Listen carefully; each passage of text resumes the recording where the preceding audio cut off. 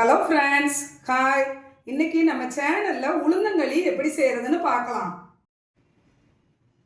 உளுந்தங்களி செய்கிறதுக்கு ஒரு வட்டு கருப்பட்டியை உணுக்கி ஒரு பாத்திரத்தில் மாற்றிருக்கிறேன். இப்போ இதில் நம்ம தண்ணி ஊற்றிக்கலாம். 1 கப் தண்ணி ஊற்றிக்கலாம். அடுப்பை ஆன் பண்ணி கருப்பட்டியை கரைச்சிக்கலாம். கருப்பட்டி சிம்மில் கரைஞ்சிக்கிட்டு இருக்கட்டும். அதுக்குள்ளே நம்ம உளுந்தங்களிக்குரிய மாவை கரைச்சிக்கலாம். இந்த மாவு 1 கப் கருப்பு உளுந்து நல்லா வறுத்துட்டு 1/4 கப் பச்சரிசி வறுத்து ரெண்டையும் நைஸாக அரைச்சி சளிச்சு எடுத்து வச்சுருக்கிறேன். அதில் 1 கப் மாவு மட்டும் எடுத்துருக்கிறேன். இதை ஒரு பாத்திரத்தில் சேர்த்துக்கலாம். உளுந்தங்களி மாவில் 1 கப் தண்ணி ஊற்றி நல்லா கட்டி இல்லாமல் கரைச்சிக்கலாம்.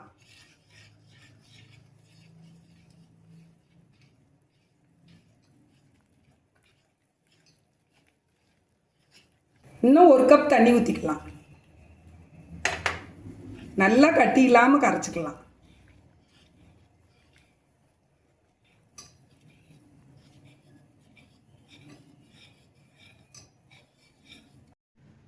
கருப்பட்டி நல்லா கரைஞ்சிருச்சு. இது ஒரு ஓரமாக இருக்கட்டும். இப்போ நம்ம உளுந்தங்களிக்கு உளுந்த மாவை தண்ணி ஊற்றி கரைச்சி வச்சுருக்குறோம். இதை அடுப்பை சிம்மில் வச்சு கிளறி கொடுத்துக்கலாம். கருப்பட்டி பாலை பவுலில் வடிகட்டி வச்சுக்கலாம்.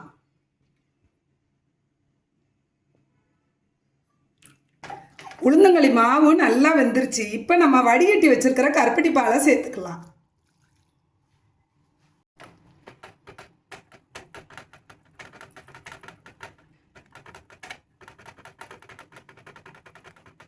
கருப்பட்டி பால் ஊற்றி நல்லா கிளறியாச்சு.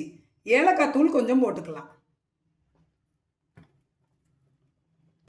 நல்லெண்ணெய் கொஞ்சம் கொஞ்சமாக ஊற்றி கிளறிக்கலாம்.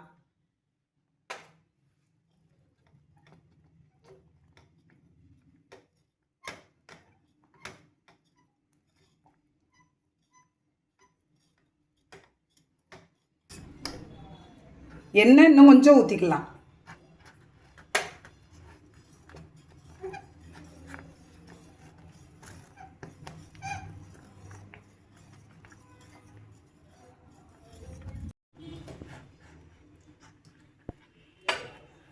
கருப்பு உளுந்தங்களி இந்த மாதிரி வாரத்தில் ஒரு தடவையாவது செஞ்சு கொடுங்க.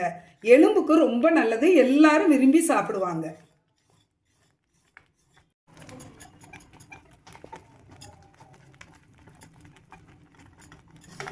நல்லா பாத்திரத்தில் ஒட்டாமல் உருண்டு வருது கருப்பு உளுந்தங்களி. அடுப்பை ஆஃப் பண்ணிடலாம். ஹெல்த்தியான கருப்பு உளுந்தங்களி ரெடி. Thank you friends.